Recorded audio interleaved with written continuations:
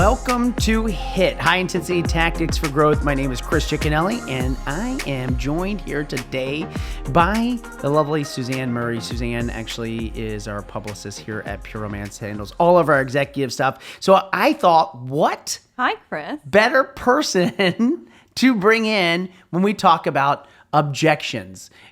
I'm honored to be here for this one. Because I bet you get a lot of objections because, I mean, when you're actually pitching things and talking to the media, and dealing with objections. Right. And then I was also on the other side of the media, so I was the person You were the redirecting. wall. So I was, I was the wall. You were the wall. For a long time. So let's talk about this because I think, when we talk about objections today, I think one of the biggest things I want to make sure is I define exactly what it is when you look at objection, right? It's an expression or a feeling of disapproval or opposition, a reason for disagreeing. Ooh, I mean, so when you think about the definition, right? So when you look at this whole thing, this expression or feeling of disapproval, I mean, and I deal with this especially because when we're dealing with inside of sales, you're going to constantly have time in your life when people are not going to, want to buy your product. They're not going to want to have the party. They're not going to want to join your team. They're not going to buy whatever it is that you're pushing, because they're going to come up with 50 other things that are going on in their life. And I find that when you look at kind of the objections that people are having in life, I wonder if most people are actually listening to the full objection. I do not think they are.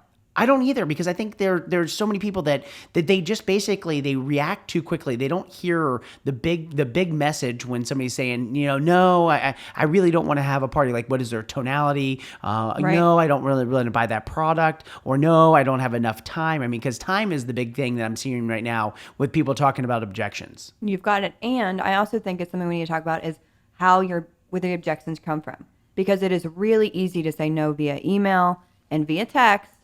But when you are face-to-face, I have a really hard time if someone gets in front of me saying no to them. Well, I think that's it. People are hiding today behind a keyboard. They are allowed to hide behind a keyboard because that's how we are operating. That's our mode of communication today. So everybody thinks that they're getting an objection because they send something out on Facebook like, who would like to do business with me? Or they do an Instagram, or I call it the deadliest catch method, right? Like, we post something on our Instagram page, we post something on our Facebook page. The next thing you know, all of a sudden, here we expect all these people to kind of like climb into the cage. Right, and there's no connection. No, nothing. No. And you're hoping that you're getting some sort of traction, some sort of whatever, and you're like, oh, that Facebook ad didn't work, or that thing I posted on my Instagram page didn't work, and you're frustrated, and you look at that as nobody wants to do business with me. Oh, geez, you can't. You absolutely can't. And plus, you get better traction even if you have their voice on the phone, because you can hear how excited you are. It also is hard for me to say no to somebody over the phone. And when we were looking about this, the one thing that we talk about all of the time is I also think when people are going through their objections, I don't think that they also understand them fully. I think when you sit back and you think about an objection, when somebody is saying, oh, I don't have enough time, I don't have enough money, right? Is that really the issue that they don't want to buy from you? Is that because I just don't have enough time? No, that's the easy out. It's an easy out. And so nobody really asks that next question. They just hear this thing, which is, I don't want to have a party. So that's what I'm saying, that they don't hear it properly because they're not asking that next question. They're not saying, okay, well, hey, listen, no, you don't have enough time. Well, if time was the only issue, if we put it over here, is that the only thing that's holding you back from doing business with me? Right. And then you've got the follow-up question. Yes. And that's where I sit back and I think that the response back to an objection in today's world is people take no too fast. People, it's either you're winning or losing right there. Nobody wants to go where it's like you want to go to the fourth quarter, you want to go to the 12th round, you want to go to the ninth inning when you're playing. Nobody wants to go those extra miles because they're like, oh, I don't want to be that pushy, salesperson. Well, shit, everybody's selling. Right. But how many times are the touches they say to get the viable sales lead? Isn't it like 6 to 8 is all the studies say? And there's that one study that says 13. They are saying today it's 12 contacts before you're going to actually close about 80% of your business. Right. And that's what I see there today. That's why I say, do they really want to go the extra mile? Do they want to go the extra inning? And the ones that are winning, the ones that are listening to this podcast right now, I guarantee you are the ones that are not stopping with one, I don't want to do business, or one rejection, or one I can't do, buy from you, because they wouldn't be listening to this if they weren't winning. True. You They're got it. winning because that's what I see when I go around the country. People talking about the podcast. They're like, these are people that are grinding it out every day. They're like, hey, I'm wanting to get my brain right. I'm wanting to make sure that I'm ready to take on the day. I'm ready to tackle the week. And so therefore, I'm going to make those 3, 4, 5, 6, 7, 8, 9, 10, 11, 12, 13 calls or whatever it is before I'm going to close a deal. Because But you're committed. Yes. Some people are giving up. Some people give up before they get going. Well, that's true. And Yeah. then you also got to talk about the quality of the service. Like, do they see you as a reputable? Do you have the right information? Yep. How are we going to teach these people that one no is not really no? It's just not right now. Well, I think a lot of it comes down to one thing that people don't like to do. And nobody likes to practice a conversation. True. Yeah. You know why? It's because, well, it should be easy. It should be just like me and my friends getting together. Oh, no way. Do you know how much money that Nike or Adidas or Chipotle or McDonald's spends on making sure their message is 100% tight? Did you see that Chanel? They came out with $11 billion in sales. Yeah. Okay, well, they spent $1.2 billion on media and advertising and branding. So Yes. that $1.2 billion? Yeah. Yeah. Yeah, but that 10%, Right. But when how many people, like when you are sitting there and you're in sales today and you want to grow your business, how much time are you practicing your pitch? How much Right. time are you practicing not just the pitch? Because a lot of people are like, this is what I do. Here's my products I sell. Here's my service. That's a 30-second commercial, right? Right. That you have. But the pitch also includes the people that are watching. They're saying, you know what? I don't know if I have time for that. I don't know if I have enough money for that. The secondary and the third pitch is the most important. It's things that you're not prepared to answer Right. will be the things that trip you up. So I always tell the consultants or telling people that I'm coaching, the worst thing that somebody could say to you, the worst. A lot of people are like, oh, I hate you, or no, I don't want to do business, or get away from me, or I'm getting a restraining order. None of those are the worst thing that anybody could say to you. The thing that is the worst is the thing you are not prepared to answer. Oh, 100%. And why is that? Why is that so important? Is people are not prepping. They're not prepping themselves to answer questions. They're not prepping when somebody says, "Hey, I just don't think my house is big enough to have a party." Well, if you've heard that before or you've practiced that before, then ultimately you know how your response is. Man, it doesn't matter how big your house is. I've done parties in a 12 by 12 room. I've done parties in I've done parties Around in a the closet. kitchen table. I've done wherever. Yeah. But you know what? The issue is when we hear no, there's this trigger. Some people freeze. Yeah, it's this trigger of not being. They feel like they've lost. They feel like they somebody doesn't agree with what they want to sell them or what they want to give them, and so therefore I see too much of this society that is right away saying to myself, I can't go that next mile, that next round, that next question. And that's the thing. If you're sitting here and you're listening and you're saying, man, my team says I can't book something or I can't sell something or I'm not going to recruit something. The question is, are they really going the extra mile? Because I will tell you what I see in society today is it's easier just to say, oh, I asked somebody and just check it off your list. We are in a society right now that is like, oh, I asked that question. I did my job. That's all I'm supposed to be doing. And I don't want to go through the pain. I don't want to go through the discomfort. I don't want to go through the awkwardness of, somebody giving me this rejection. So would you say that it's okay, they say no, your job is then to keep the conversation going, to find out more about them, to say, can I contact you later? Yeah, I think objections and conversations like a tennis match. When somebody says to me that, I don't want to do business with you, right? Then the first thing that I would be is like I don't have enough time. Like that's a big one I hear. And then it's like tennis. It's like I hit it back over the net, and I go to you. I go, so when will you have enough time? And I'll say, probably in a couple of weeks. Okay, so you just hit it back in a couple of weeks. Okay, great. So let's go ahead this. If you have a couple weeks, let's go ahead and pick this dates. That looks like it's the 17th or the 18th. Those are perfect days. I think we can make sure that this is going to be a perfect event for you. So let's go ahead and pencil you in for one of those 2 days. I mean, that works perfect in my schedule. Is this going to cost me a lot of money? So the question would be, no, it's not going to cost you a lot of money. You're actually going to make money because what will happen is you're going to open up your house to have your friends come over for a fun, relaxing, educational evening. Again, if it costs a lot of money, some people will be going into like, well, you're going to have to get hors d'oeuvres and you're going to have to get some wine. You have to get this. if they don't know how to respond, they go deep into other Right, things they right. shouldn't be talking about. That's why the practicing of overcoming objections is one of the most important things. And leadership, and if you're running a sales organization and you're out there and you're listening to this, the biggest thing that you're going to have to do is you're going to have to get them to role play these situations. Role play is not dead. It is Oh, still 100%. it's conversation. And I think the second time that somebody hears something, they're much more prepared than the first time. It's the first time when somebody said, when they told me that they didn't have enough time, I didn't have a good response. I'm like, in my mind, here's what I did. I went, oh, they're probably right because I don't have enough time. I have a question. Yeah. When you were younger, did this happen, when the first time this happened to you, that you remember, where you were like, oh no, I don't know the answer to this. I don't know how to move forward.